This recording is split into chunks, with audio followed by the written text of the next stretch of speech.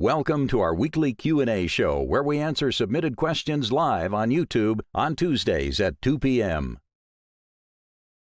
Good afternoon, gentlemen. Hello, hello.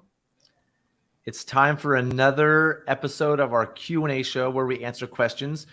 And just to be clear, we are three whitewater rafters attempting to answer whitewater rafting questions.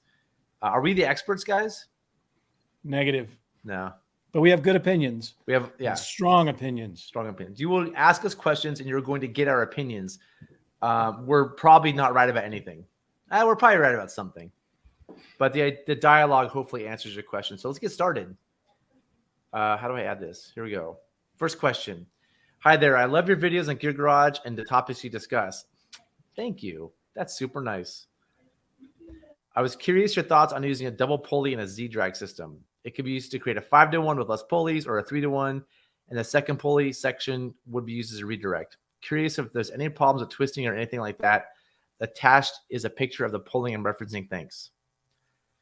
Would you guys use this in the idea? Because when you do a redirect, you can use this for the pulley and the redirect. Would you guys do this?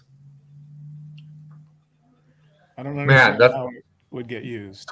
This is the redirect. So Steve, like with the Z-drag, yep. it goes, that Z-drag normally goes and you're pulling, you're pulling from the raft. Basically you're looking at the raft and pulling. Does that make sense when you set up a Z-drag? You with me? Okay. Now instead I'm of going to set up pulling, a regular 3-to-1. set up a layer of 3-to-1. Now let's put another pulley on your anchor and run that line through the pulley so you're not in the line of fire if stuff breaks off the raft.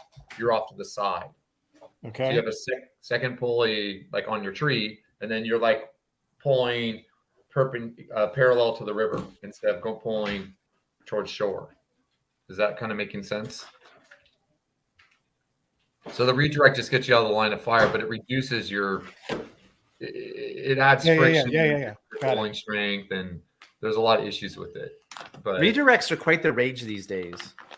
So you're saying if your redirect was the pulley that's between your anchor and the raft, the one that's traveling, you would lose? No.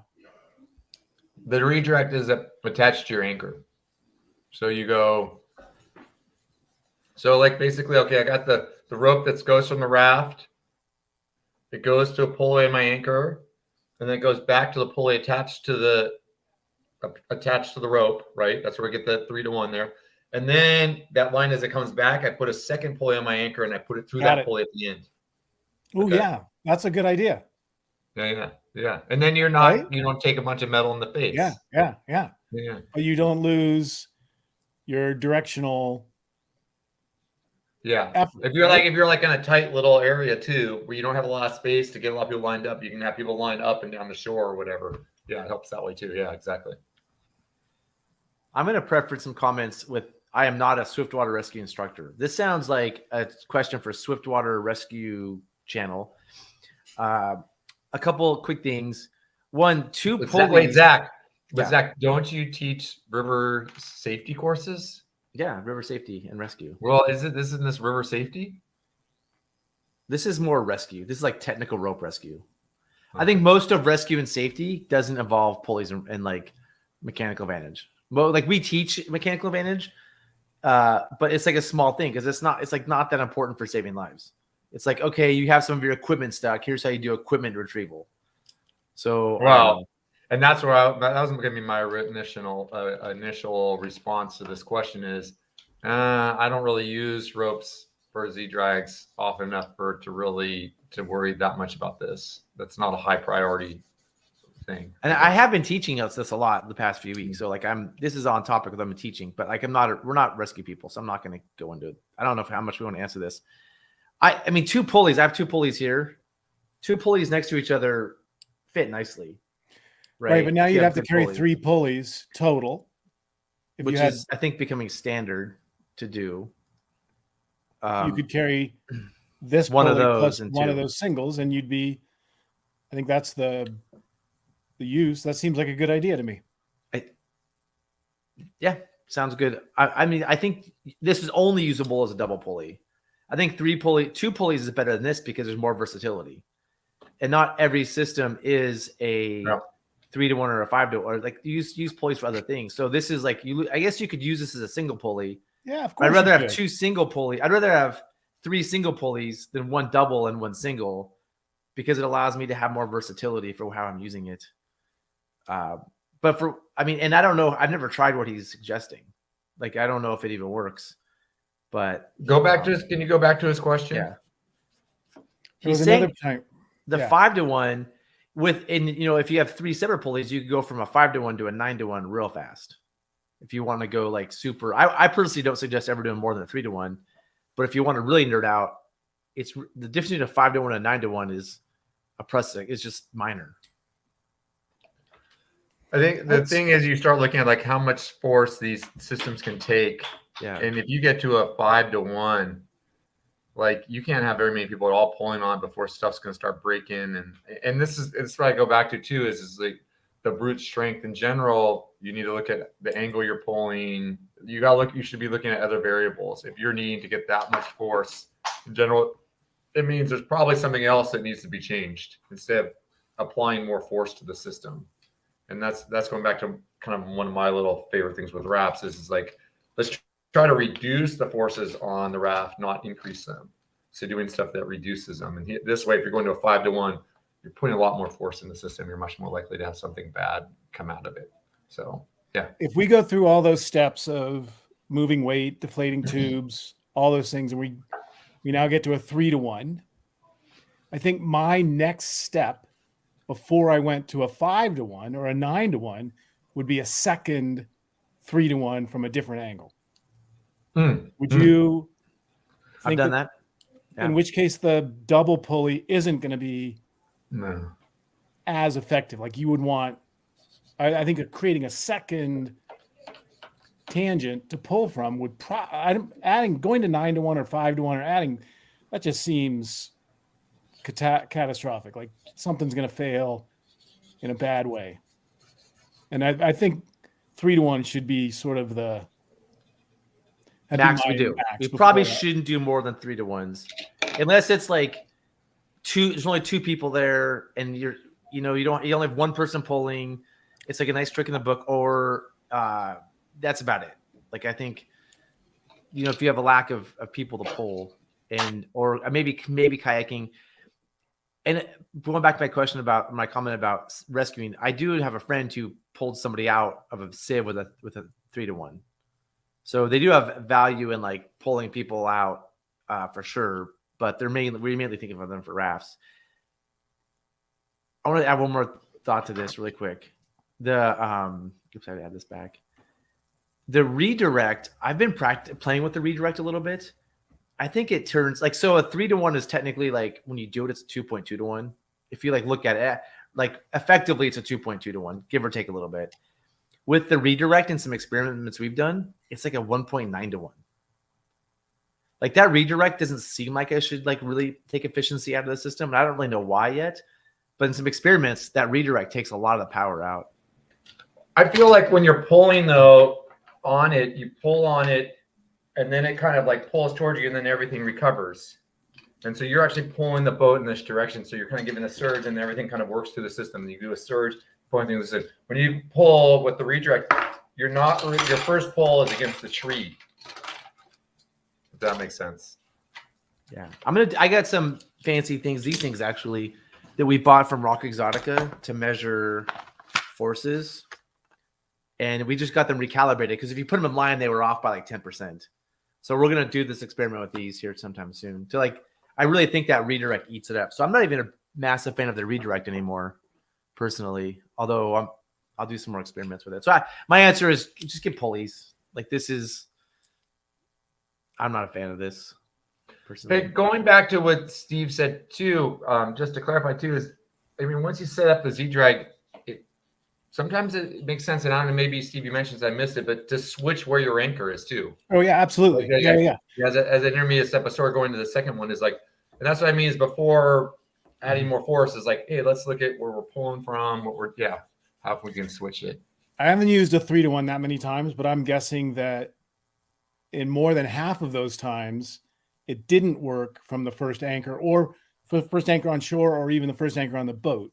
Like, you start pulling and you go, wait a minute, this isn't working, or it worked enough at this angle that I have to switch it to somewhere else. Yeah, I think that's and adding a second one would be like, I've sort of thought about that. Like, oh, this isn't working, I need to add a second one. And then something worked and I didn't need to, but I don't like just increasing the force on that one thing. Although to Zach's point, if you only have one or two people pulling, then I can see where increasing the force on one thing might be better than adding a second. Like if it's a 2-boat trip, yeah, then you're like, there's 2 of you and one boat rafts and one person's on the boat. Then it's nice to have some tricks. Whenever I've raft, there's always been like tons of people. No, I agree. Yeah, I had a bad perch one time, and we were kind of not totally by ourselves, but there wasn't many people around, and it was just like, that was by far the easiest way to get it off because you just didn't have enough muscle. Oh, look at that nice shot. I don't think you've seen this photo. This is a raft we had a Blossom where, let me make it bigger if I can, where we did 2 ropes. Yeah. So one was pulling it down the length of the rock, and one was pulling it to kind of peel it off. Like this was an 18-foot, a 5,000 at Blossom with the water rising. Like it just, we had to do 2 ropes. And so having that many pulleys around was clutch in like doing this. I'm not sure if I would recommend this for most people to do, but in this situation, I don't know if 2 3-to-1s is, again, we're not rescue instructors. I don't know if this is like good practice or a smart idea, but in this example, we kind of needed it because the river was coming up. The boat would have been, yeah, they had dinner on it. It was a mess. You guys want to move on? Lots of comments. Maybe we should look through some comments. In my twist, I mean, that's basically what he's asking. Curious if there's any problems with twisting. Having never done it, I have no idea. Yeah. Don't you think this will work only if the angles are right? Yeah. I don't know. I've never done it, so I don't have a good answer. I think that's the question: is have we done this and does it work? And I think we answered it. I move on. We have a lot of questions. Okay, Wild and Scenic Road Camps. We have a group of 18 launched on July 11th. I know camps can be an issue, and we do not want to send a boat head to snag camps. Wow. Okay, that's going to be rough. We'll get to that. We don't usually care if we have the best camp. Agreed. But hearing people talk, I'm worried now about finding a camp. How much of a concern is this, do you think? It's a pretty good concern. July 11th is prime time. 18 people. You need a large site. I think it's a concern. I think I would worry about finding a camp. And I think nobody in the world knows more about this topic than Steve. Before I get to the last part, do you want to chime in? I've been in that situation so many times. How much of a concern is this? Do I think? Big concern. Getting a camp isn't always feasible. The BLM policy, I believe, is if you're a small group but camping in a large site, expect to share or be prepared to share. So the policy solution is yes, just welcome yourself into the large camp and say you need to share it. No one likes doing that.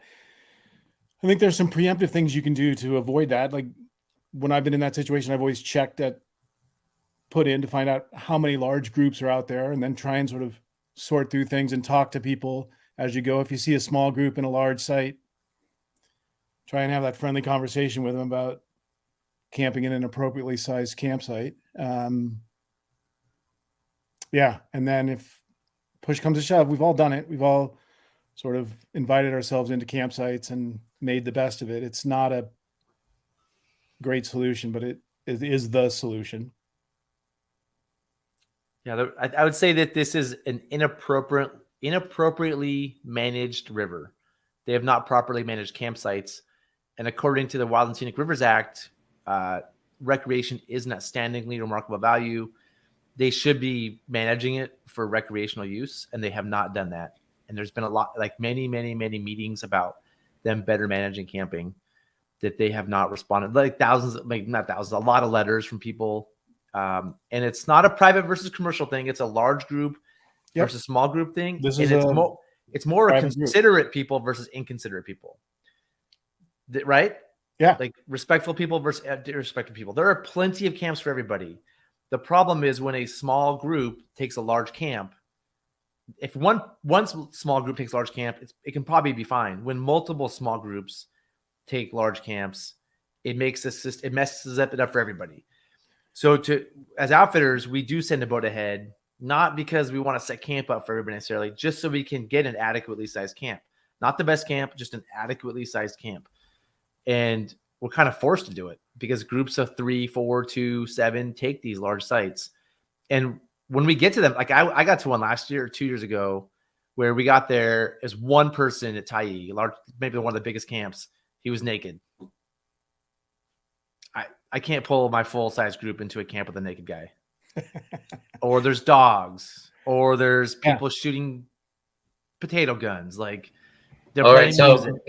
Make a note, small groups. Start getting naked, bring your dogs, and shoot your potato guns. When you see Northwest Rafting coming up, pull out those potato guns. We've seen all these things. Do you think sending a kayaker ahead? I think sending a kayaker ahead is, that's marginal. But I think sending a boat ahead is ethical. I think sending a boat to reserve a camp, as long as if you're sending a boat ahead to get a large camp for a 5-person group, that's not cool. But if you have a large group of like 20 plus people, we'll even say 18 counts, like say 15 plus people, that's all you can do to get an adequately sized camp. So I'd call it ethical. Here, one follow-up question for you guys. Which nights should they be most concerned about that? No, I was going to say, add into some little more nuances here. 4 days is probably the average trip length for a rogue trip. So if you're doing a 5-day trip or a 3-day trip, you can sometimes offset yourself a little bit and increase your chances. The other thing that I found effective, and I know the campsite's on the rogue, so I can sort of anticipate. A lot of times you're in that bind where this is the last campsite that's going to work. It's late in the day. There's a group of 5 and a 30-person campsite. You force your way in, you split it up, you divide the territory. A lot of those big campsites can be divided. Everybody suffers, but it works. But prior to that, passing the second to last chance campsite and seeing a group of 5 in there, I would have a conversation about tomorrow. Like, hey, we wanted to camp here. We're a large group. We're not going to force our way in on you because we don't want to do that. You don't want us to do that. But we plan on camping at X tomorrow. And it would be really helpful if you didn't do that to us again. And that has been effective. Like I've had a lot of people sort of apologize for the situation they were in that moment and then say, oh, absolutely, tomorrow, that's all yours. We don't care. Like we were going to camp somewhere else or whatever they do. But solve for tomorrow or solve for the next day. Plan ahead is an effective way to sort of keep that from happening multiple nights because you don't want it to happen multiple nights. And it's probably the second night of a 3-night trip where the most congestion occurs, right around the middle of the canyon, Mule Creek area, where we're moving downstream. Well, the first night of a 3-night trip too. The last night you can always sort of keep rolling downstream and eventually find something, but like takeout. But the second night, when you're down above Mule Creek Canyon, it's a big commitment, and it's a safety issue to go below Mule Creek Canyon late in the day. I think you can camp. I mean, you can't camp if you go just past all the Rogue River Ranch camps. There's the BLM launch site that they use, or the Forest Service launch site. That's a worst case scenario spot. It's not terrible, but it's a spot to camp. But it's pretty rough. So some background too, in terms of how they did the permit. The permit was basically done the original rogue management plan was done very well. And the locals got involved in the politics and changed the management so it favored local boaters in small groups. So the way that the lottery's done, the way that camps are done, a lot of things are done is really intended to favor people who live locally and people who are in small groups. So if you live from out of town and you're a large group, like it's actually built to be against you. And it's just a bummer that way. You kind of have to send a boat ahead. to get an appropriately sized camp. You can pull it off with a little bit of luck, but it's rough. Would you get that, Steve? Yeah, I agree with that. And I'm going to go back to the sending a kayak or a small boat ahead. There is no ethical difference between, in my mind, sending a kayaker ahead to get a campsite, or sending a raft to get ahead a campsite. Like we're playing a game that none of us wants to play. There are no rules. Yeah. Like get up at 5 o'clock in the morning. Typically on our trips where we have a large group, it's not uncommon to arrive at the campsite before the group that's camping there has left. Like 9:30, 10 o'clock in the morning, our boat arrives to get that campsite. Those campsites are basically occupied 24 hours a day by the group that's leaving, and the next group that's arriving is sitting in the eddy waiting for them to pull out. It is not fun, not enjoyable, but I don't get too worried about ethics when that's the game we're playing. I guess if a kayaker was there, I would only be annoyed if he was saving the camp for like he or she was saving the kayak for like a group of 4. If there's a group of 20, 30 down there, I'm like, okay, I guess that's fair game. That makes sense. But you'd want to like ask that. Are you with like 4 of the kayakers? Or are you here to reserve a camp for a much larger group? And if it was a big group, I'd probably be like, yeah, that's cool.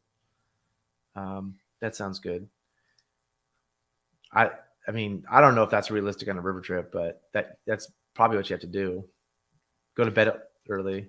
But even that's not fun. That means you're getting to camp at noon and it's hot and sitting there and not really doing what you wanted to do on a road trip. Yeah. One thing we don't do. I'll come on the trip too and do that rabbit boat thing. One thing we've done that talk about weirdly unethical, send a boat ahead and have them hike back and join the group. Like you don't have to really sort of distance yourself, dissociate yourself from the group. You can jump on the trail, hike back up, spend the afternoon floating back down. Everybody knows where you're camping. You can arrive there late. There is no one in the campsite. You leave an inflatable kayak on the shore and some dry bag on camp and play that game. That sounds great for a private trip. You just have you bring your extra rafter along, your speedboat raft. Yeah. Yeah. Yeah. You could probably design a special raft that's really fast. And then there's outfitters they drop their, they're up at 6 o'clock in a specially designed light boat to go ahead that want to get camp.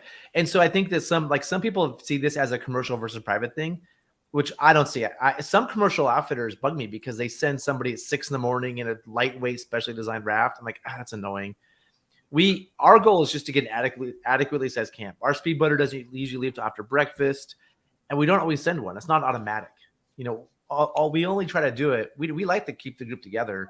We only do it when we know there's a problem on the river. Like we'll communicate with all the other people, and we realize there's not going to be a camp. Then we do it. If we feel like the river's pretty open that day, we'll try to not send a person ahead. So just to review, which nights, if you're on a 4-day trip, are you most concerned? The first and second night? All of them. All of them. All of them. They all have different advantage, like different challenges. Yes. What happens if you come down, your inflatable kayak's gone, and they're like, oh hey, there's an inflatable kayak. We didn't see it. Someone must have taken it, man. I don't know. If I'm speedboating ahead, we call it speedboating, not rabbit boating. If I'm speedboating, I probably wouldn't take that camp. Yeah, you'd skip that campsite. If I'm coming down with a group of 20 and there's just a ducky there, we're moving in. I bet like if the whole group's together and there's just a ducky there, I don't know what that is. That ducky just somebody on a hike? I'm not going to pass an adequately sized camp because there's an empty ducky there. If I have the whole group. Here's my request for anybody going down the road who has to deal with this. Communicate with other groups as best as possible. If you're a small group, please use a small campsite, but be honest. Like, I know there are people who go down there in a small group that want to camp at a large campsite because they can spread out more or for whatever reasons they have. But we've all been sort of misled by that, or they've denied they're doing it, or, oh, my rest of my group is coming. That part adds to the tension and some of the distrust that occurs. And that part really bothers me. So talk to each other, communicate, be respectful, be flexible. Yeah.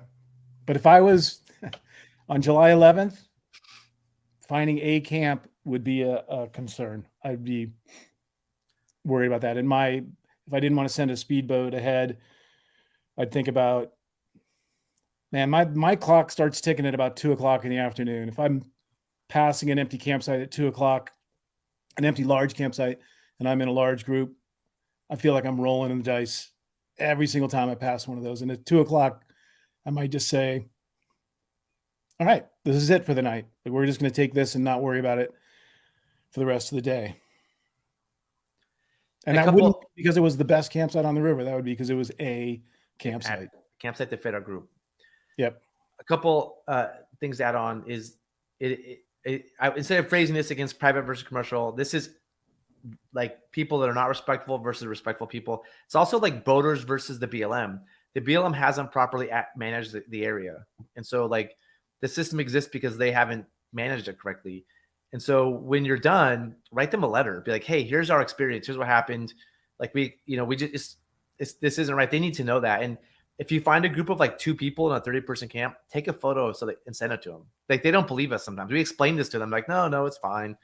Or if like somebody's naked and not they're naked, don't take a photo. But if like there's a camp of 2 people there and they're not going to invite you, try to get some sort of record of that, because the BLM also thinks everybody's just going to like be happy another group is there, and they're not always inviting. So some sort of record afterwards is a great way to communicate with the BLM and say, this is a problem.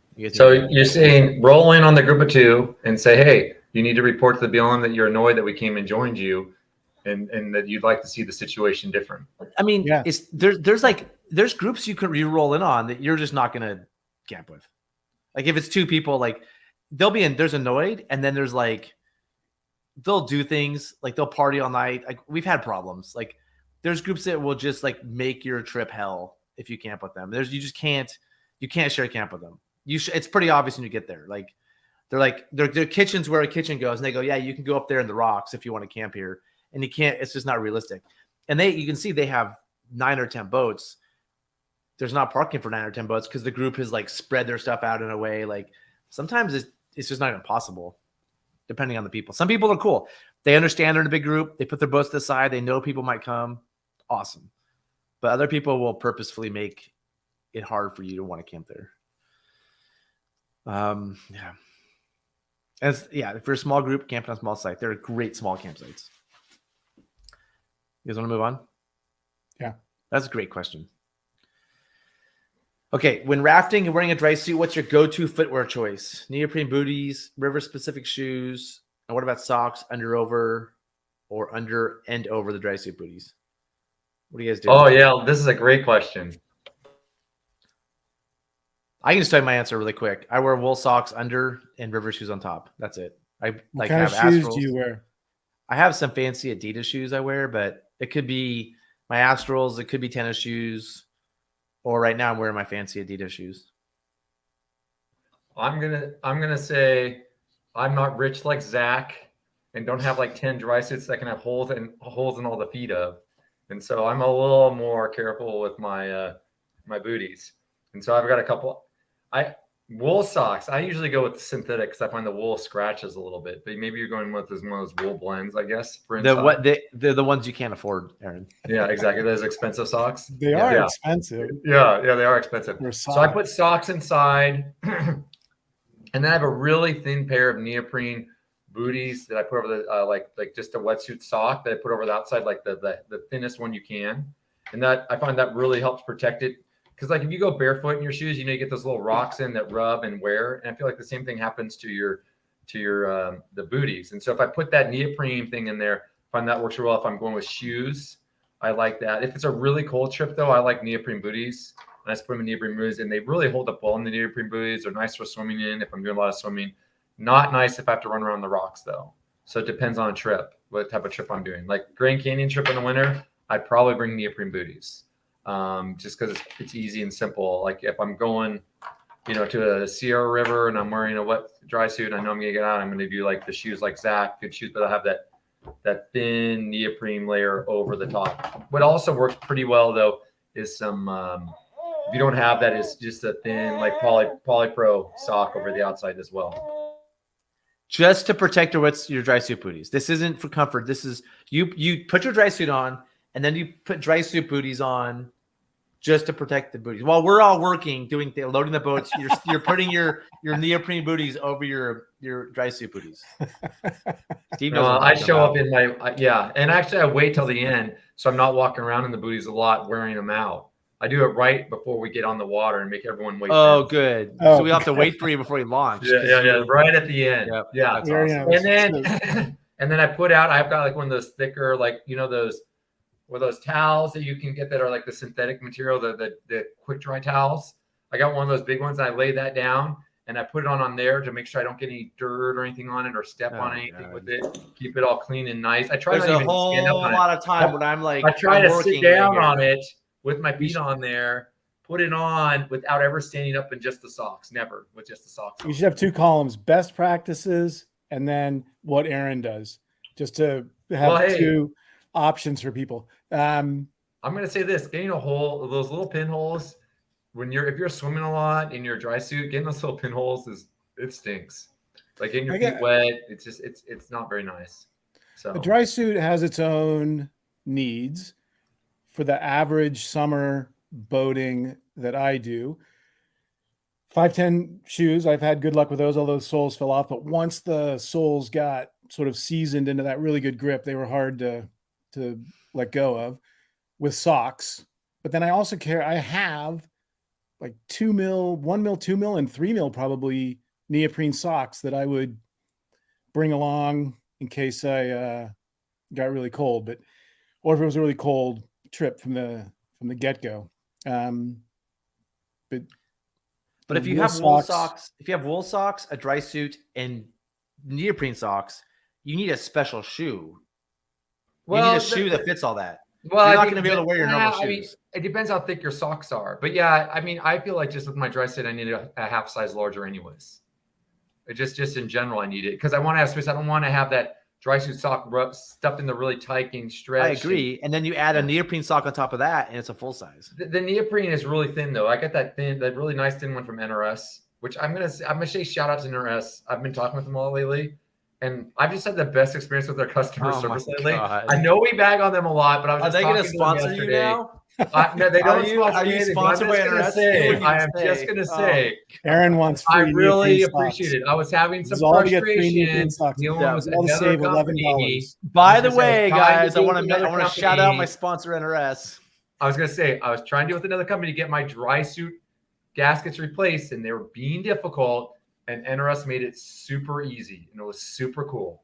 And like, I just really appreciated it. I think their customer service is fantastic. I agree with you, Zach. Some of the products are lacking, and they have some products that are really silly, but I've always found the customer service to be good. This is a chance for us to have a word from our sponsor. Aaron, if you put a little pinhole, if you put a pinhole leak in your wetsuit sock, dry suit sock, can you can just fix that with some kind of glue, can't you? Aquaseal. Yeah. Oh, are you using the Gore-Tex socks for the dry suits? Yeah. Yeah, you can fix it. And you get a little tape to put on, but it's hard to find them sometimes. Yeah, the hard part's finding exactly where it is. Yeah. So you can definitely fix them. Yeah, but Zach, how often do you fix them? Every couple of years. Have you ever fixed them yourself? My dry suit socks? Yeah. No. Every couple of years I fix them.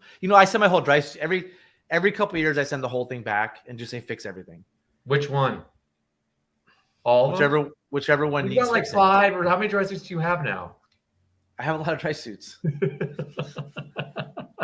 But yeah, I mean, just to say, like, dry suit socks are getting better. Like, buy a dry suit. Aaron's dry suit's probably from like 1994. So like, if he probably found it in the trash, or like some guide was throwing it away, and Aaron's like, no, I'll take that and fix it. No, Aaron, I actually went out and bought a new one, 2004, 2005, around there. That's still old. New Yes. dry suit booties are very reinforced. Like this is a known problem. And so that they're not even Gore-Tex anymore. They're something else. Oh, really? And they're just very, very durable. Like it's not an issue for me. Mustang Survival gave me a dry suit to test out for them. And they said, we want to see if you can wear it through the feet. They're like purposely walk around on pavement, whatever it takes. We want to see if you can wear it through the feet. So they're trying to make those feet really durable. Oh, wow. For sure. Can we take a second and for our sponsor, River Hardware, where just today we added this. Our friend, remember the Better Mounts? Wow. We're now selling them on the website. Pretty cool. We're adding new products bi-monthly, where our motto is, if you want customer service, go to NRS. Why is it a better mount? It's these ones. They hold on. They're lighter. They're stronger. And they have a better one of these thingies to hold on to it. You can just go to the website and read about it down here, why it's so great. Right here. I don't know, somewhere over here. They're great. They're really nice. Okay. So anyway, enough of our sponsor. Let's see if it's because they're called Better. So they're better. Yeah, they're called Better. All right. Charles asks, which one do I like the most? It depends on what I'm doing. NRS and Kokatat are equivalent for kayaking to me. They're both NRS. Immersion Research and Kokatat I use for kayaking. I use the Mustang Survival one for rafting. I have an NRS one that's been great so far. I've only used it, 15 times, but it's been great. The new NRS ones are really nice. The new NRS, I'm kind of psyched on that because their old ones, the material was always a problem, and now they've got the Gore-Tex. I think that's what put Kokatat ahead of NRS in my mind, was their material was just so much better and so much more durable. So now now they have the same materials. The advantage of Kokatat's minimal. I mean, I don't know what the advantage of the Kokatat is over the NRS now. I'll tell you offline. We don't need to go into this today. But if I was like my NRS, I have an IR one that they stopped making. That's my favorite. I've had it repaired like 5 times. It's just like the comfort. It's the most comfortable one. But they got rid of that design. So my old IR one is my favorite. And then my new Kokatat one I like a lot. And the Mustang the IR one, what's the material it's made out of? Some fake Gore-Tex. I don't even know. The material is not a big thing to me. Like, does it do as well as the Gore-Tex? Yeah. I mean, I'm not measuring, but I'm warm. I don't get wet, and it's comfortable. Maybe you should do a wetsuit test like you did your cooler test, and like stick little thermometers inside of you. I want to go kayaking with different ones. I've been wearing the NRS dry suit all last week. I've been wearing the NRS one. I really like it. The one at the kayak tunnel, though, it's like a little more. I like the back zip ones, and it has the across the front zip one, and like getting into it is like putting on a straitjacket for me. The NRS has a back zip as well, Zach. I didn't get that one. I didn't get that one, unfortunately. So, okay, let's move on. We got lots of questions. I don't want to lose you. Okay, Megamids. Why is Aaron obsessed with Megamids asking for a friend? Well, I don't like that Megamid. Why do I like Megamids? Oh, where to begin? They're light. They're like easy to set up.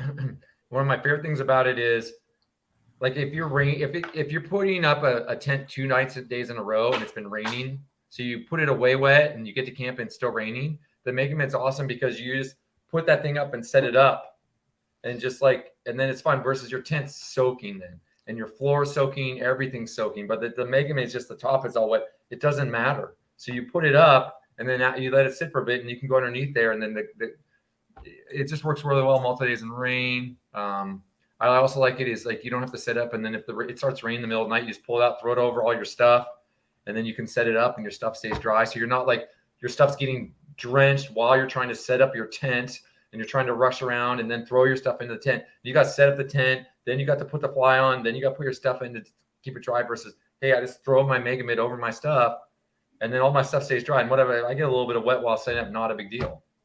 So I just think they're just really just user friendly. They're fantastic. I love my Megamid. I'm really excited to try that technique. I'm gonna revive my Megamid instead of spending money on a new one. So that's fantastic news. Of course you are. Why didn't you like this Megamid that we have a picture of? because it's got tape seams and it's polyurethane, and I just don't like the polyurethane ones that much. This And is a picture of the new one, not the old one. The new one, and the tape seams. I always feel like the tape seams come undone after a while. They kind of wear out, and so I was like, I'm just not excited the direction they're moving in. And the silicone one was lighter, and the silicone, as we heard talking to Tim, their old one was silicone. So the silicone ones, they didn't mold, they didn't have all those problems. I have the maroon and kind of grayish one, Aaron. Is that one silicone or is that one? No, that's pre-silicone. That's the one I have too. That's pre-silicone. It's a good one, or not a good one. It was good. That's the original, and that's the one that I think Austin was talking about. He has too, but the problem is it's so old. Mine's worn out. If you don't use yours, Zach, I'll take it. Of course you will. Classic. Hey, can I tell you why I don't like megamids? Yeah, go ahead. Because if all the guides have megamids, so like if you're a guide and you have a megamid, you wait for the guests to set their tents up, right? And then as a guide, you set your tent up next. That's typically what you do. There's not always enough sites for all the megamids. And so the megamid people have to go find their megamid sites because you have to have a certain size. You have to stake it in. Like megamid people are picky. Like I can sleep anywhere because I have a tent that will freestanding. I don't have to like be high maintenance. Oh, come on. No, that's not true. The megamids work a lot better places than the freestanding because you just need a spot for you to sleep. You can put it over rocks as long as you've got a little spot for you to sleep. You can't do that with a regular tent. Yeah, you can. The megamids are better. There's more terrain you can set a megamid in. And the megamid, if you've got the nice branch on top, you don't have to split the pole up. You just clip it to something. Yeah, well, and so what I see is like the megamid people go and find two trees so they can put a rope between them. Like they're very careful where they put their megamids. They don't put them over rocks and branches like you're saying. I do all the time. All right, well you're an exception, I guess, to the rule. I think you got to be creative. You have to be. It requires a creative mind to use a megamid as well. You've got to be a little more creative and a problem solver. You can't just like put it wherever.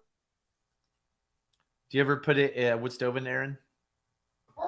No way. No, I don't. Well, I don't use it for winter camping. First of all, I'm not a winter camper. I don't believe in winter camping. It's too cold. So He lives in Hawaii. Zach, yes, it'll take about a month. I haven't ordered them yet, but we're gonna get more. The quick answer to that. All right, let's move on. Another question. Why don't Aaron and Steve like Paco pads? Asking for a friend. Oh, let me guess. I'll do the Paco pad answer. Oh my God. Like let's think of what we want in a pad. We want it to be comfortable. Most important. We want it to be durable. We want it to be easy to carry. We want it to be lightweight. And we want it to be compact. In every one of those situations, a Thermarest works better. It's more comfortable to sleep on. It lasts longer. It's more compact. It lasts longer than a Paco easier pad? to carry. Absolutely. Okay. Paco pads, it's a urethane or whatever that plastic material is. The corners are constantly wearing out. You get a little hole in there, thing is gone. And then put them side by side and lay on top of them. I don't care how thick your Paco pad is. A Thermarest that's inflated properly and sealed properly is hands down more comfortable to sleep on. Period. Okay, can I agree Tell with your you. friend. I agree with you. But can I take the counterpoint here? So that just so we can have a discussion from people's point of view who like Paco pads. Yes. But when I say counterpoint, I'm like taking the opposite point just to have the discussion. Okay, counterpoint one. Arda has Paco pads for all their guests. No comment. Okay. You know why we do? You want to know the real story No comment, about this? huh? Okay, let's hear it. We went through this, and I made my pitch for Thermarests and self-determination and take care of your own gear and pack it in your own bag and all of the advantages, more comfortable. And it was determined that if guides bring Paco pads, which was an impossible argument to win, one guide bringing a Paco pad made it appear as though they were more comfortable and everybody would want them. Giving guests a Thermarest when a guide was sleeping on a Paco pad looked bad, even though it was more comfortable to sleep on the Thermarest. And so it had to go in that direction. I think that's how the discussion within Arda went. I love my Thermarest. I really don't like Paco pads. Okay. Thomas makes the other point that I would make is like a Paco pad. Like, so I use Paco pads a lot because I always take the last campsite in the group. I'm the last person. Let all the guests set up, let all the mega people set up, and then I go find my place to camp, which is generally in a pile of rocks. And so I can just throw the Paco pad on a pile of rocks and then throw my tent over it and fall asleep if I have a tent. What about the ability to just put, like, you can't just throw a Thermarest on a pile of rocks. It loses some of its comfort. Yeah. I will concede that point. That's a good point. It's 1 out of 10. There's a couple of good points with the Paco pad. I need you to be quiet.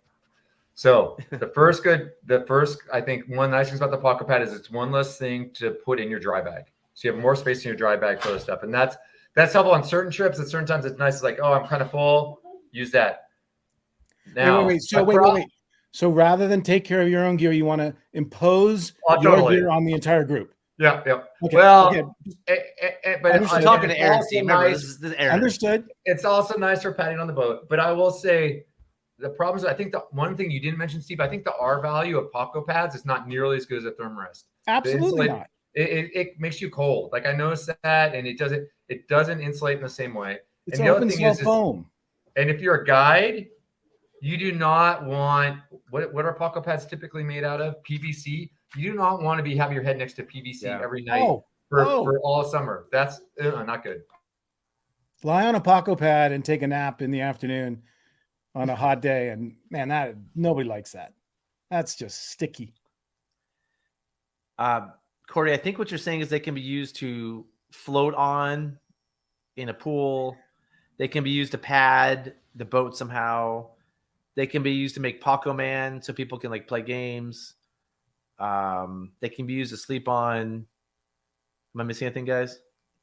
No, and I'll say this. I definitely use Paco pads. Like when we go to put it on subway trips, instead of pulling on my pad, we've got a ton of Paco pads.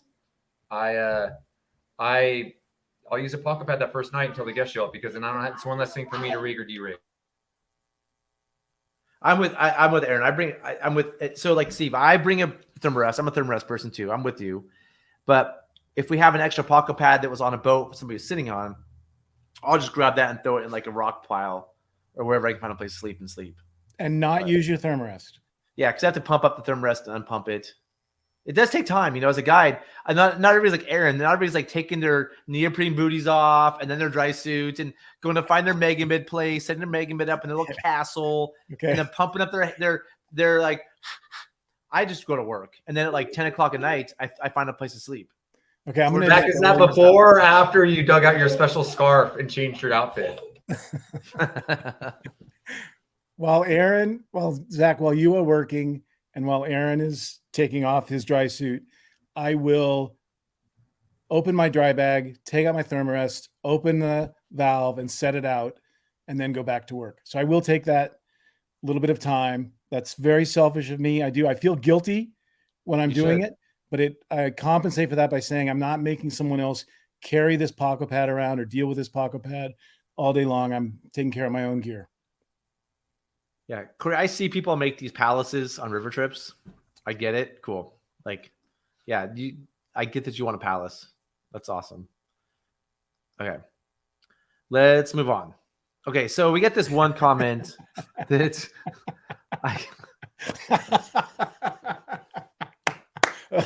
question of the year right there. It's not a question. It's actually it's a question already answered, and it's like a response. And just letting everybody know, like, we can't read things this long. I did read this one, but we can't comment on things this long. It just isn't realistic.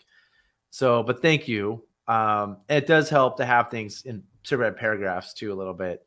But it's a really interesting one, actually. Is he asking for a friend? No. But I took out what I felt were like. She. I'll tell you guys a gist.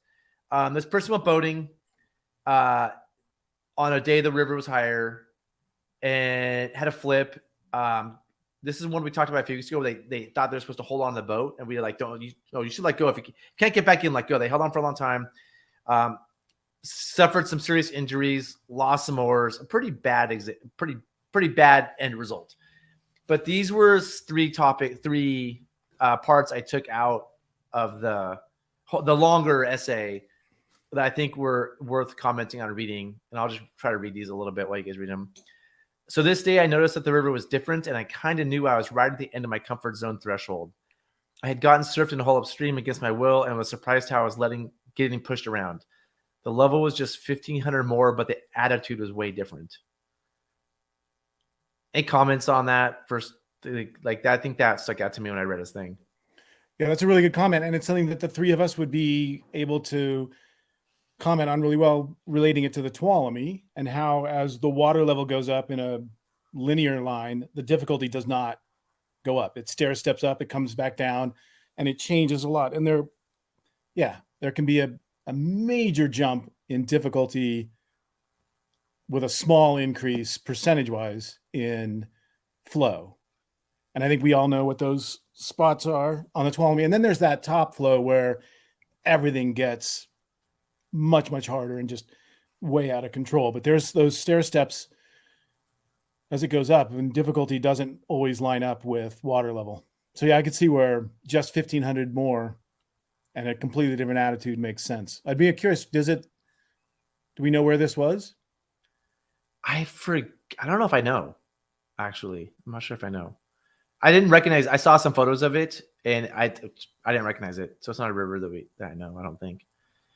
Another comment is the river's rated class 3 and the top rapid is rated 4, but it was pumping. And my class 5 friends, who were like, you really seasoned boaters, said it was solid high water 4, and the right move was the right move in a certain rapid is a class 5 move. So yeah, I mean, high water throws everything up a level of difficulty and danger. And so for me, like just reading this stuff, like this part, it's like we have to have a knowledge of like flows and difficulty level.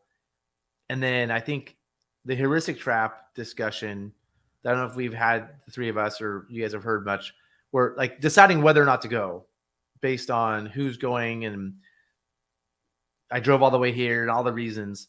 Like this may be, I mean, he knew probably shouldn't have gone. And I think the answer is, when I read the whole thing, is like, yeah, he probably shouldn't have gone that day. Yeah. And or gone with one of his class 5 seasoned boaters. Well, I think they were there.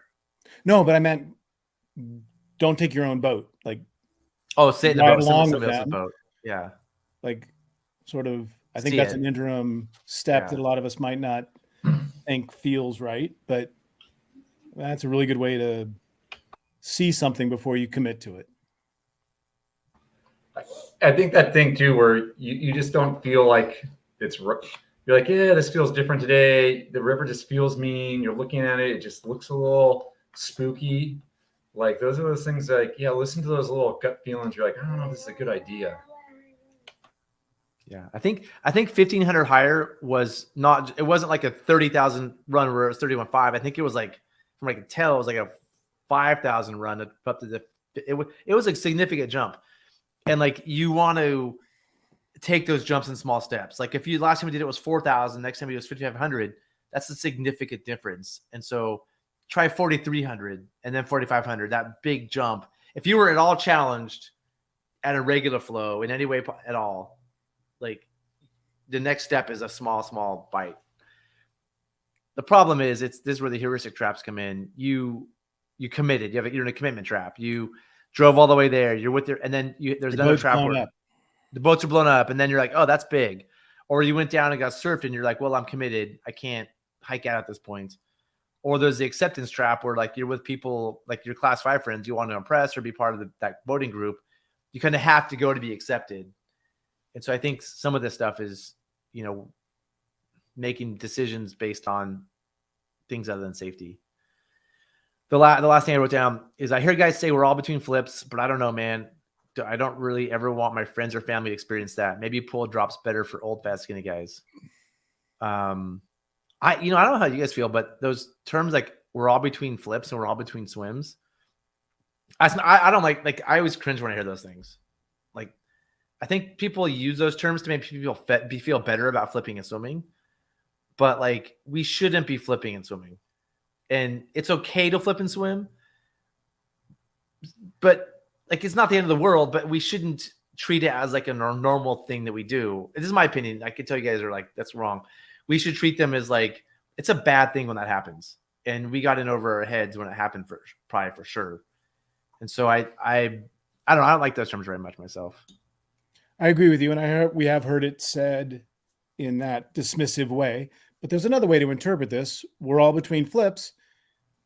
If I think that I'm between flips, I'm going to prepare myself for that next flip. Like I'm constantly, I'm never going to flip again.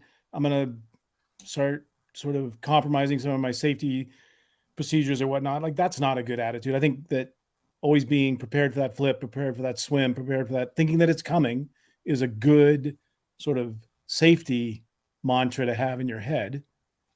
But I agree with when it's thrown around like, oh yeah, this just happens. It's part of the sport. Yeah, that part, I cringe when those comments get made. So this comment came up from an initial question. It was like, hey, I had a bad flip. How do I prepare for bad flips instead of just flipping in a pool or flipping in a flat thing? Should I be flipping and moving water, or should I be challenging myself? Any thoughts about that, Steve?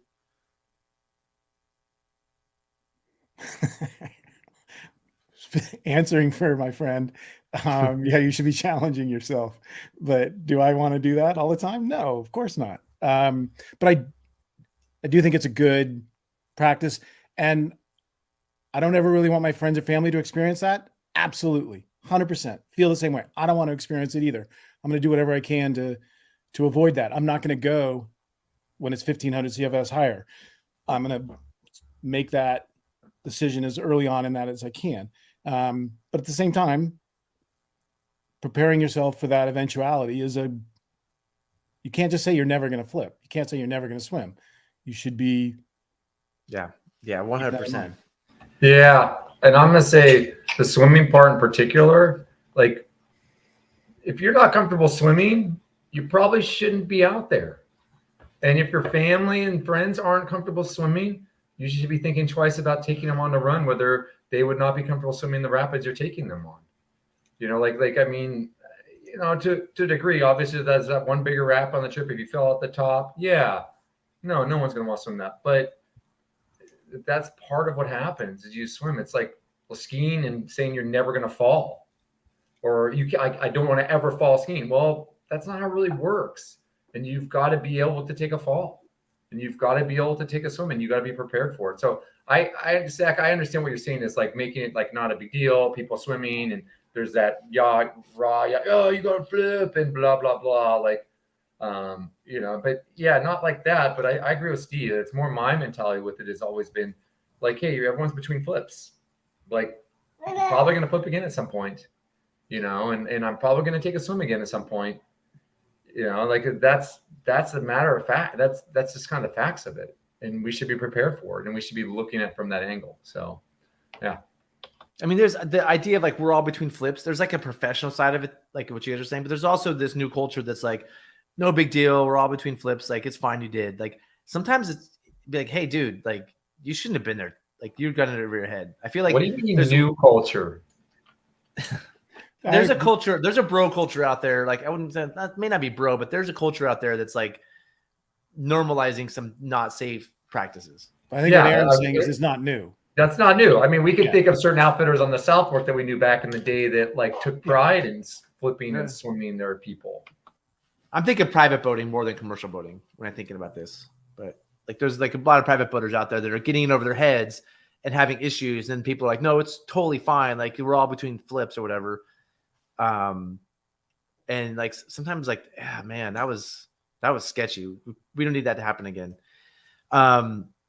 You can get better by, so that answers Charles' question about this. Like I did 4 flip drills a couple days ago. Like it's reps. And so it's not just once in flat water. I did 4 flat water reps because it kind of has to be second nature. When you flip, it's not like, oh yeah, what did I do the one time 5 years ago? It's like you have to know right where to swim to on the boat and how to get in that boat pretty quickly. And it just comes from reps. And so I try to do is, when I go boating, I try to do 1 rep every time if I can. And if I have an opportunity to get reps, I'll get more. I'll do 5 reps. You try to flip your raft every trip, kind of like a kayak roll? Yeah, I don't kayak roll anymore on purpose because my roll is not that good. I don't want to be reminded. But I do, like on the wind, I have a place I flip every time. I do a flip and reflip every time. Not every time, but like most times I pull over because it gets really cold sometimes. At the end of the run, there's a certain one. Look, I'm right. The internet says I'm right. Thanks. No, I think that's exactly, you're right about the reps. And I don't think you have to practice it in big rapids just to get good at it. Just doing it a bunch. You're right. Just climb up. And so you know the process. And it's just ingrained. Like when I flip a boat, I go straight to a side handle and get in. And I know, like if I practice on a handle, if I went to a flip line, I may not be able to get in because it might just go down a hole really far. Like I practice on the handle. And I always go to the end of the boat and pull myself up the end of the boat. I know some people err and like you get on the side, but like I know the end works. I know I can do it. I don't have to like wonder. I just swim right to the end. I always do the same thing. And it's just like the thing that I do every time. It's funny, Aaron, we did an IRF course last year. And one of the instructor candidates was demonstrating flipping. I don't know if I told you this, but he did it on like a light boat and you try to get on the side, but the boat was so light, it kept coming up on him. So you also you have to know your boat. Like if you're a side getter inner, some boats, the boat will move up too much. You can't like climb up the side if it has too much, especially if it has a rocker. Well, I find that a lot of times those boats, it'll flip back over before you even climb up on top of it. If you're on the upstream side, it can, yeah. I've had that happen where it just flips right back over and you're like, oh, cool. And it's not, they're not flip drills. They're getting back in your boat drills is what they really are. Like flipping is a thing, but like getting back on the boat is the hard part. That's what the thing is. And I'm going to say, I think for a lot of people, it's harder to get onto a right side up boat than an upside down boat. And the people who typically have a hard time with flip drills are people who aren't good at just getting in their boat right side up. So I don't even think it's way harder to get in a right side up boat. What? It's way harder to get in a right side up boat than an upside down boat. I think for a lot of people it is. I agree, Steve. Yeah. It depends. It depends. If there's a lot of rocker, it's hard to get on an upside down boat because it's more of a climb. And remember those Avons with the sharp things will cut you have to put your fingers in the sharp things will cut your fingers. That's never a picnic. So it depends on, it's highly dependent on the boat. And wings have the accordion floors and you have to shove your fingers in these things. And so on our wings, we put little thin pieces of hoopy we can pull ourselves into. So it does depend on you guys are generally right, but it is boat dependent. And people should, with their boat, practice. So you should know how to climb onto your boat when it's upside down. But I think the bigger takeaway in my mind is just practicing climbing your boat upright is going to make a huge difference in that situation. Yeah. Like I would spend like 80% of my time just practicing climbing my boat upright and maybe 20% of my time of doing the flips if I'm not good at it initially once I'm good at climbing that boat when it's upright, all that other stuff works. But if I can't climb on my boat well when it's upright, it doesn't, practicing all that other stuff is like, it's kind of secondary almost. You got to be able to get back in the boat. And I think that's what this original thing came from, is like this person couldn't get back in their boat. They just held on. And so just like, it's not about even reps. It's not flipping your boat. It's just getting on that boat. You're much safer on that boat than you are hanging on to it for a mile or whatever, however long it is. Like in a cat boat, I'm pretty sure the way you always get in, I'm not gonna say always, but like the way you probably want to get in is go in between the tubes and climb up on the frame. And having the boat rigged in a way where there's not, so you can get on the upside down boat is a way to do it. For sure. And a cat boat's way easier to get into than a raft. It should be easier to get into than a raft. Yeah. You guys ready to move on? Yeah. Okay. I have a question. I know you guys are not a fishing channel, but I have a general question about seed placement on the 14-foot NRS Wonderbug. Okay. Thank you for knowing we're not a fishing channel. But since this is a fishing related question, I think this is an Aaron one. So we'll let our angling guide take. Because I've worked two fishing trips ever. So yes, you can I think I spent a total of 12 days as a fishing guide. That's more than me. Steve, have you beat, or are you our angling guide? I'm reading this. Okay. Steve knows a lot more about fishing than either of us do. So That's true. That's true. I mostly use it for float trips and fishing, but for example, I can't seem to get the boat to sit flat in the water. For example, if I have 2 people in the boat, it tends to be nose heavy, but if I have 3, the boat will sit flat. But if it's just me and another person going, I can adjust the rower seat to make the boat sit flat and not nose heavy. But if we decide to change rowers, then the boat will change to being nose heavy again. I know this is a complicated question, but I have been trying to figure this out and can't seem to find anything. Honestly, I don't want to have to move the rower seat every time I want to use the boat. You guys can answer this while I look up a NRS Wonderbug. It would seem to me that if every time you're going to use the boat, you're going to use it in a different configuration as to how many people are in it and where they're sitting, you're going to have to get comfortable adjusting the rower's seat, like moving the frame, figure out a way to do it. Like the boat's not or whatever oriented, set up the same way every time. You're gonna have to move your frame forward or backward to compensate for where that weight is. I think that's just a function of it. I do think that it's an important enough consideration that everybody should be thinking about this. I think we've all seen poorly tweaked, poorly set up rafts where they're really, really nose heavy and you can tell, or they're really, really stern heavy and you can tell. And tuning that boat really makes it much more fun to row.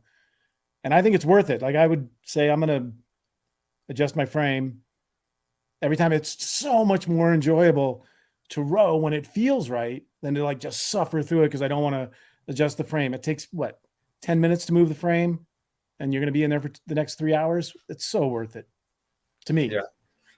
I'm wondering if you could use longer straps or just look at how you're setting up your straps so that maybe tie more to the center of the frame or something so that you can just adjust your straps and slide back and forth. Slide it back and forth. Yeah. Yeah. Maybe look at your strap setup. That would be the one thing I'd think about so that you can just like loosen straps, slide the frame back a little bit and tighten them down versus having to switch strap spots and move them around.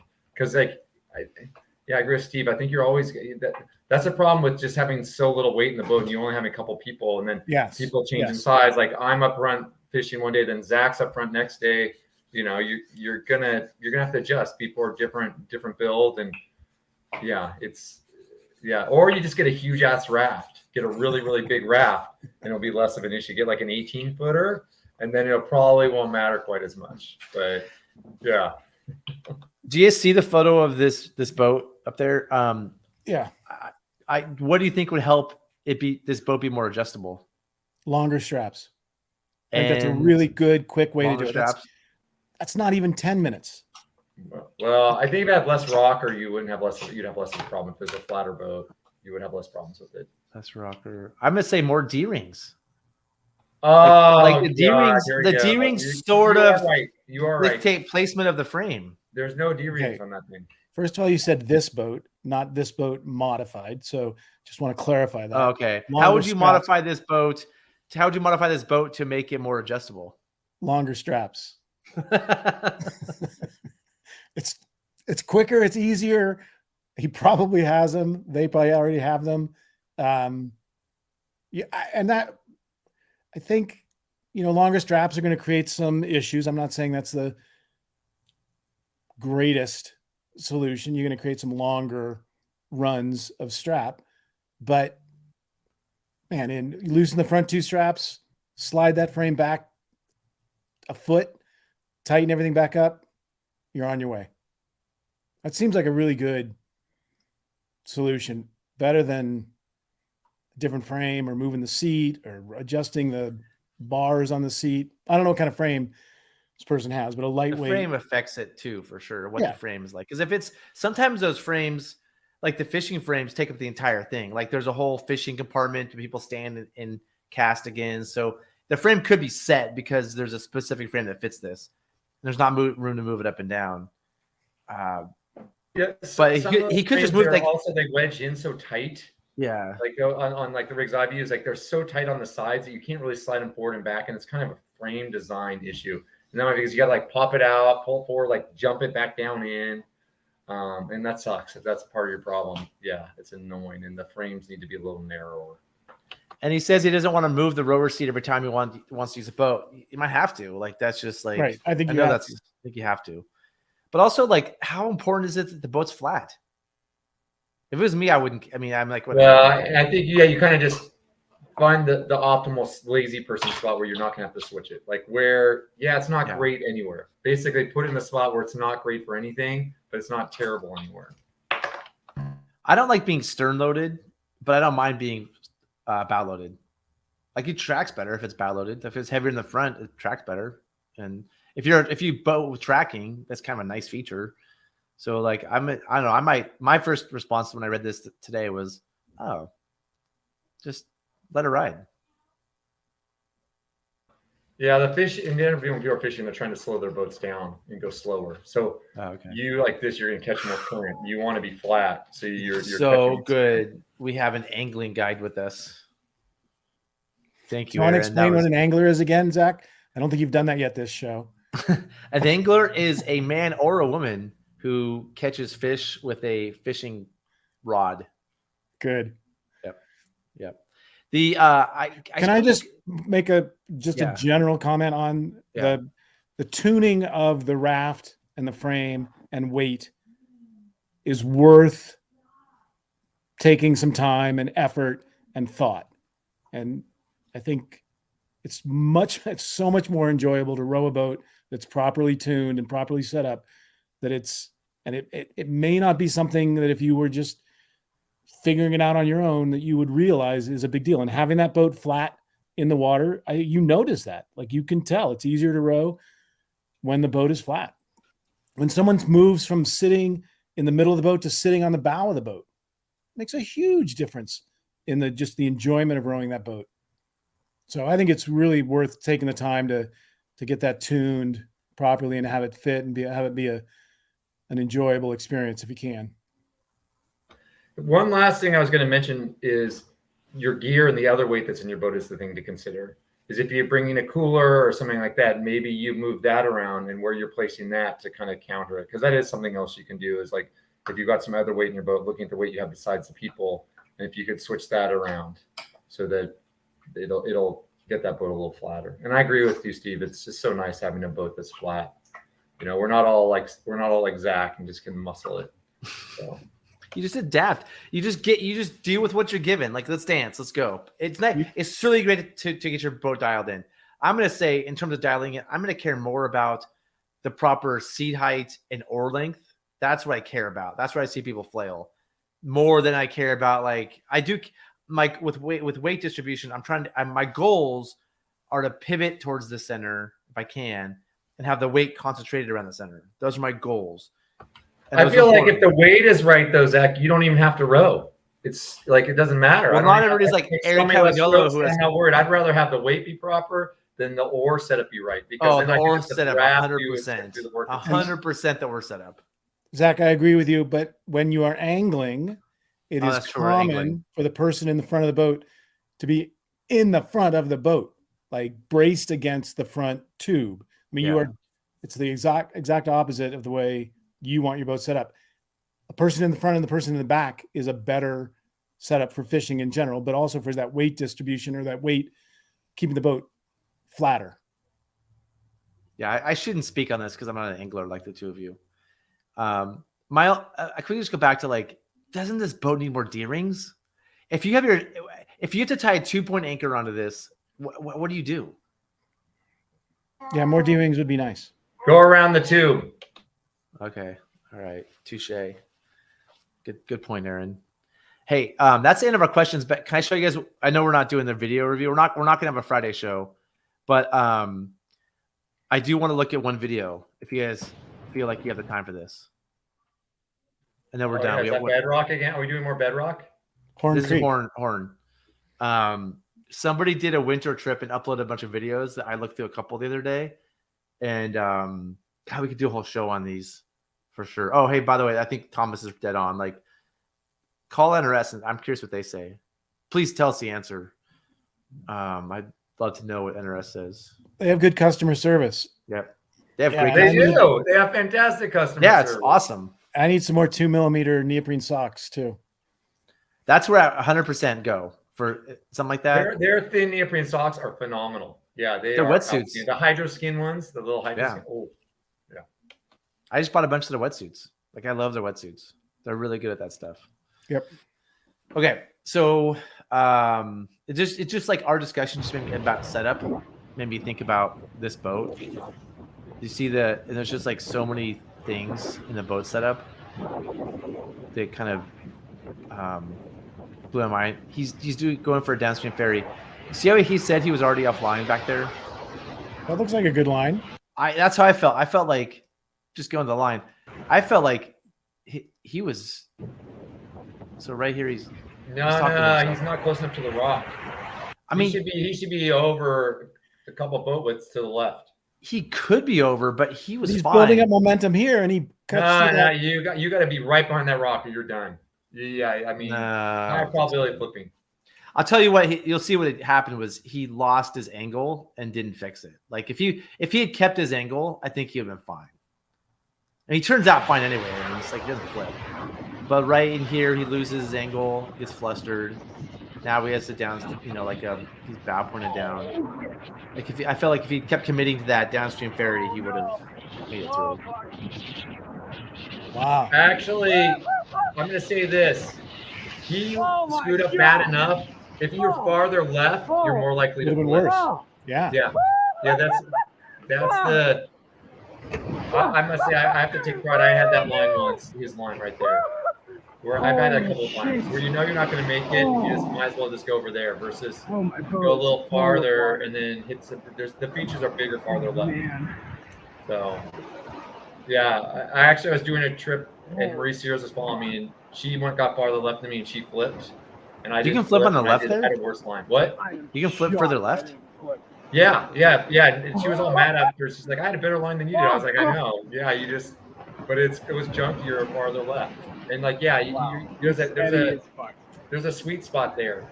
Like if you start to pull, and that's why I say he needed to be way farther left to make the real move. Yeah, to make it well. I felt like from sitting in a chair here, looking at the video, I felt like if he just kept his angle, he would have been fine. He would have gone left of all those waves. He was fine anyway, but like he just lost his angle. The first wave, you're right, but the wave behind it, farther left, that second wave, it's way meatier. That first spot, yeah, he's fine, but the thing behind it, yeah, go ahead. Aaron, I will agree with you that you would know this better than me. You got to be really close to that rock that's on the left. But I think what I saw was at least, did better than that guy.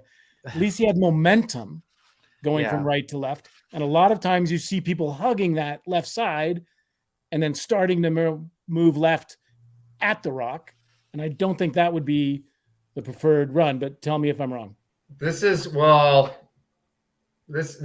feeling. And I think a lot of people look at your way. I feel like 3 strokes, if they're not getting 3 strokes, then I would say, yes, you're correct.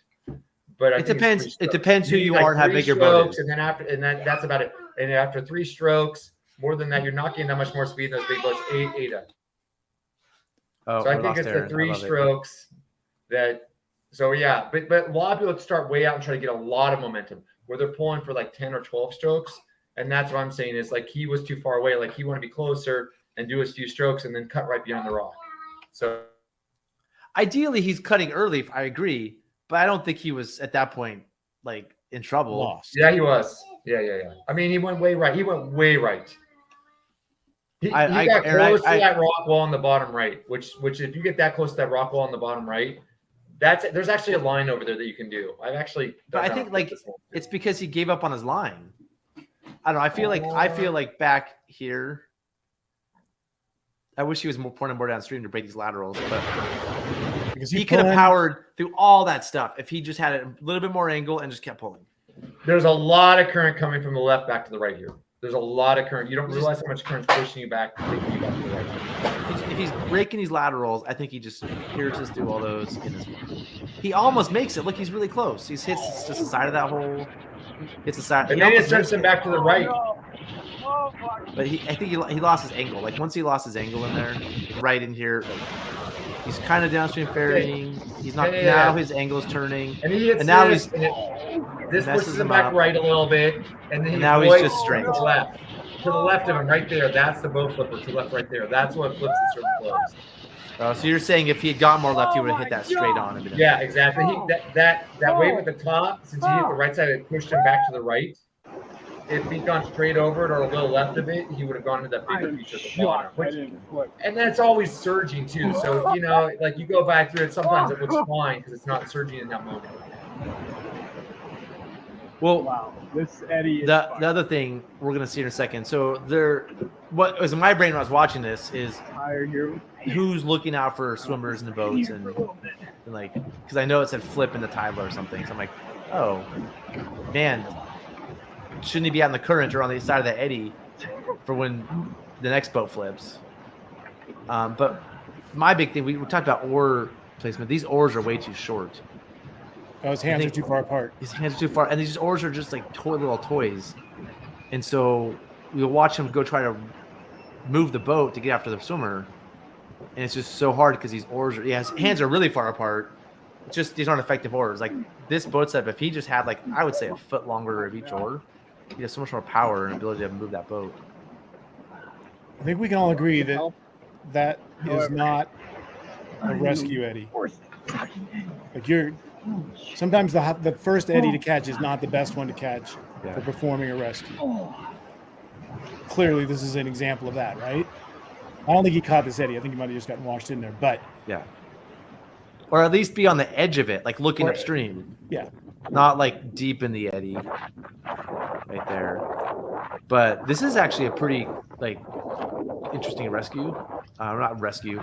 There's half a broken oar. This is, I think I can tell that's a Sawyer Bandit. Super lightweight oar. Expensive. Yeah, that's expensive, he says. Not made for whitewater. Like I'm pretty sure Sawyer will tell you don't bring that oar on whitewater because they'll break. I have a flip line. I think just I can tell by the red lettering. I think that's a Sawyer Bandit, which is not made for whitewater. Do you want to hop on my boat and I'll? And then, Aaron, if you were to reflip this boat, what would you do? Right there, just get some people on and flip it over. Yeah. Yeah, look at that shoreline. There's not many options there. So that's what they do. We'll see. Stace, you want to run up and hop my boat? But they have to. They're getting swimmers in, of course. Yeah. But there's not enough. There's not enough flip lines. They have to go find flip lines. Like this is where everybody, I think, on their PFD needs a flip line. Okay, I'm gonna say there's a flip line right here on my right. Can we turn down their voices? One or maybe two other. I flipped over an 18-foot fully loaded Grand Canyon raft with one throw bag, just doing the little Z thing. You just need one throw bag and you can get it there. Yeah, don't you think it's dangerous having all that rope? No, it's actually nice for holding onto. It makes little loops for holding onto. And you did a Z. I don't even know what the Z thing is. Back and forth. That would make sense. Yeah, back and forth. Tie it multiple places along the frame. With one throw bag. Yeah, one throw bag. Yeah. And you just make a bunch of like perfectly spread out loops for everybody. You take the time and you just or you could just have everybody clip on their flip lines, Aaron. Why are you like unrolling the? It's not fast. You're unrolling the throw bag. You're going tying a knots. You're like, here they go. Lay this out perfectly. 3 people. You don't have to do it perfect, Zach. Oh, nice. Yeah, beautiful. That's great. Of course, somebody gets hurt here, but whatever. I mean, not whatever. Sorry, we're sorry you got hurt. Yeah, boat lands hard on somebody. Not whatever. Like that sucks. I'm really sorry, but somebody did get hurt. You kind of sit there for a while. I haven't. Yeah, that sucks. Yeah. And is that gear that's hanging off the end of the boat? Yeah. That makes it harder, right? More stuff in there to flip back over, like. Oh yeah. Floppy stuff. When it's floppy stuff that's wet. You probably don't want to. I mean, probably they should have gone with Aaron's breakaway method here. That would have been much easier. I do not recommend the breakaway method in Grand Canyon. Okay, got it. It's only on the Tuolumne and other rivers like the Tuolumne. Anyway, there's some good videos. Time out. Yeah. Blue boat. Cameraman. Uh-huh. Getting into the camera person camera person getting into the light blue boat, leaving the other boat unattended. Seems like I would have pulled the swimmers into my boat and then ferry them over to the upside down boat and let them go from my boat to their boat rather than jumping me on the going. boat. Like right now, pull yellow person into my boat. Yeah. I and probably then would let have done them climb into that. I probably would have done it this way. Leave your boat unattended. Just now you're in a boat that has a broken oar. You got to go. I don't know. That's another option. Would be just pull them into your boat and then transfer them into the boat later. I'm going to agree with Steve. I'd rather keep control of my own raft and whatever that other raft. I'm like, it's flat water. I'm like, let's get these guys dialed. They're cold. They're tired. Let's get them in their place. Let them just get some deep breaths. And I'm going to sort their stuff for them. My boat's going to be fine. And then I'm going to do that in my boat. But once you have to pull them in your boat, then you have to get them from your boat to their boat. They're like, you know, like, so you're going to you're going to let them like recover in your boat and say, hey, when you guys are ready, I'll row you back to your boat. And then you can get in and then you can settle down. Maybe it's helpful to get in their boat and help put it all back together while they rest. That could be a time saver. Sure. But pulling them back into the first boat available seems to me. And I've always wondered about the idea of like abandoning a boat. Like a boat flips. I've seen guides do it. They get out of their right side up boat to get on top of the upside down boat to flip it over, and they just leave their boat alone. And sometimes it seems like that's maybe going to complicate. I've done it a few times. I got a Carl Schneider story for you guys. It's a 2-boat Tuolumne trip where I had to jump into Carl's boat from my gear boat and pull him in. Sometimes couldn't you have pulled him into your gear boat? I feel like I wanted to get him in his boat, and I'll just get back to my boat. Like I felt like I could swim back to my boat and pull myself in if I had to. It was like, let me try to solve their problem, and I'll deal with my stuff separately. But I could cause more problems doing that for sure. But there's swimmers. It was a 2-boat trip: gear boat, paddle boat flips. There's swimmers in the water too. So I'm like, how do I? Yeah, it was a tough one. I've done that. I think I'm gonna jump into the boat, leave my boat alone. That's my habit. It's Mine is to pull him into my boat.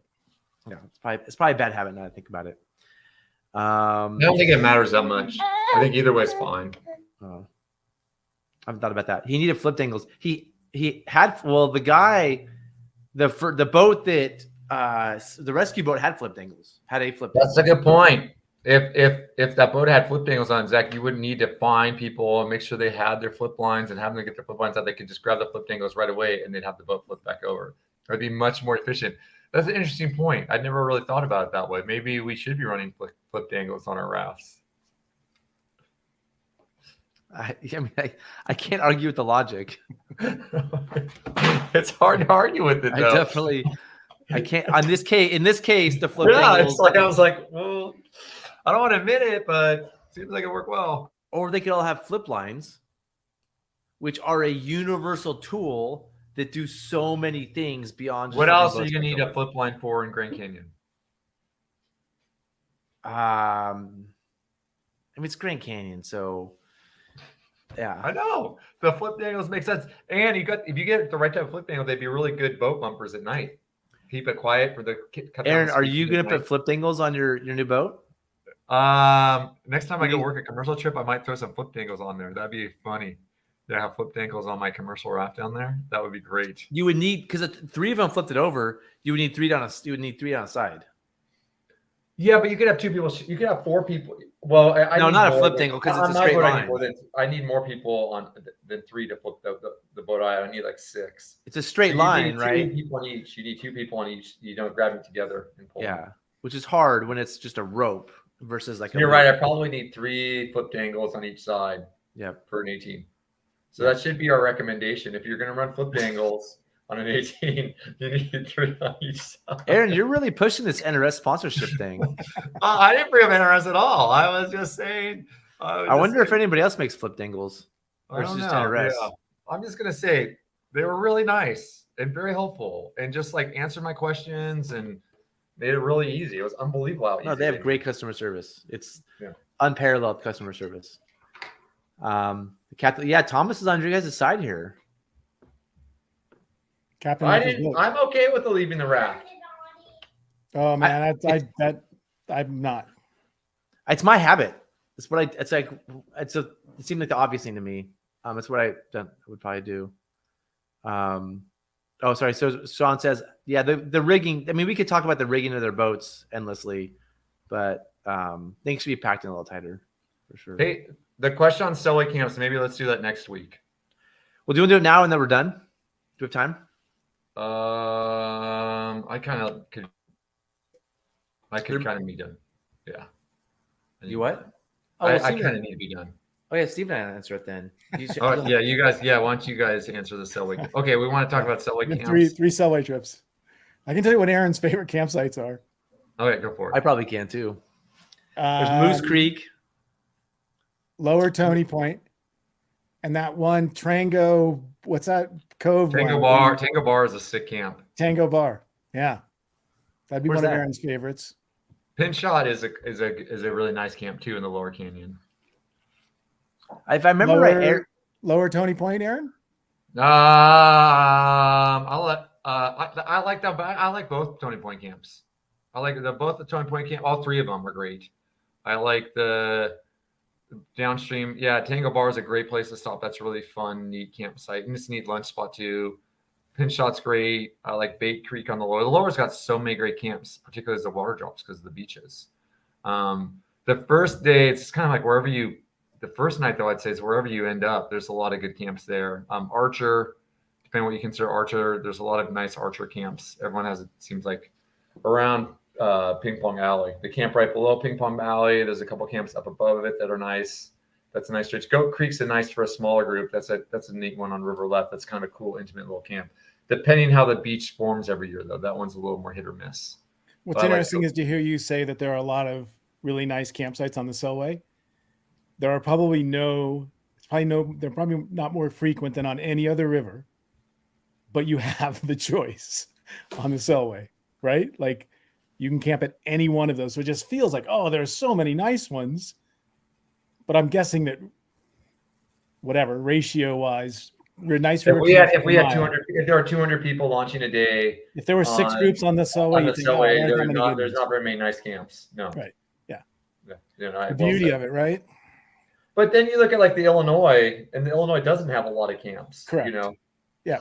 So, yeah, I think the Selway does have a lot though. There's a lot of good spots you can camp. You can, yeah. Are there any camps where the bugs don't bite you legs all night? I'm gonna say always wear long pants, and I like to wear a hood. That's a no. Just with a like this, wear your hooded sweatshirt like this, just keep them off your neck, and that's pretty good. Long pants and socks. Long pants. And with the little no-see-ums, like get the ankle biters, and then wear something like this, and then have a fire going, and it's good. You're good to go. So, yeah. Aaron, what's the campsite where you'd spend the last night on a 5-day trip with the tree? That's Bait Creek. That's Bait Creek. B-A-I-T. Bait. Yeah. Oh yeah, Bait. Yeah. With the big cedar tree. Yeah. That's Bait. Yeah, I love that. That's a fantastic camp. Yeah. I mean, Aaron and I debated what river is better, the Middle Fork or the Selway. And one of the things Aaron had for the Selway is that all the camps are great. So I think that's the answer. Every camp is great on the Selway, right? They are. Yeah. You don't get a bad campsite. I've never had a bad campsite on the Selway. And you're putting 16 people into them instead of 30. Yeah. They're whatever. In that regard, they're twice as big as a Middle Fork campsite. Because they're only going to have half as many people on them. Yeah, but we all don't. That's the downside of the Selway too, right? Like one group a day. Not that many people get to experience it. But hopefully BW got a Selway permit. Maybe it sounds like it. Question means. Yeah, it sounds like it. Well, should we shut this show down, gentlemen? Aaron, you ready for your closing, Aaron? Yeah, I'm ready.